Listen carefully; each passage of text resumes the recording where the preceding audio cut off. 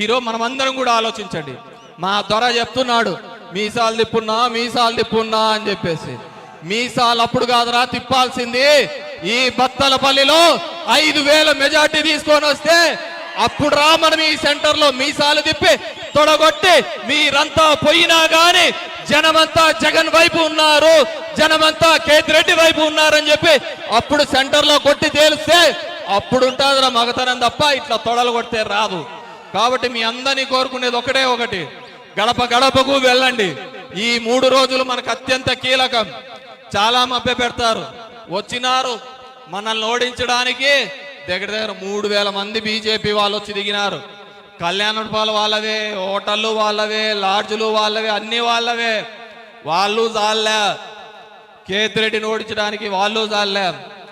35 మంది మంత్రులు, ఎక్స్ మంత్రులు, ఎమ్మెల్యేలు అందరూ కూడా కర్ణాటకకు తెలంగాణకు సంబంధించిన వాళ్ళందరూ కూడా ఈరోజు ధర్మవరంలో ఉన్నారు. అదేవిధంగా 5-6 మంది కేంద్ర మంత్రులు వచ్చినారు. వీళ్ళు గాలే హీరోయిన్లు దిగినారు, హీరోలు దిగినారు. వీళ్ళు కావటంలే.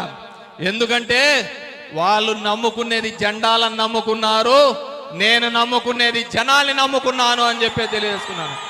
ఆ జనాల్ని నమ్ముకున్నాను కాబట్టి ఉదయం లేస్తూనే 6:30కు మీ గడప దగ్గరికి వచ్చి మీ తమ్ముడు, మీ అక్క, మీ తోడబుట్టిన వాళ్ళు అడిగినారో లేదో ఈ కేతిరెడ్డి మీ ఇంటికి వచ్చి ఏమా మీ సమస్య, ఏమా మీ ఇబ్బంది, మీ పిల్లలు ఎలా ఉన్నారు, మీ కుటుంబం ఏ విధంగా ఉంది, ఎవరైనా అవినీతి చేస్తున్నారా, ఎవరైనా ఇబ్బంది పెడుతున్నారా అని చెప్పి అడిగిన ఏకైక నాయకుడు ఎవరైనా ఉన్నారంటే అది ఒక్క కేతిరెడ్డి అని చెప్పేసి సందర్భంగా తెలియజేసుకున్నాను.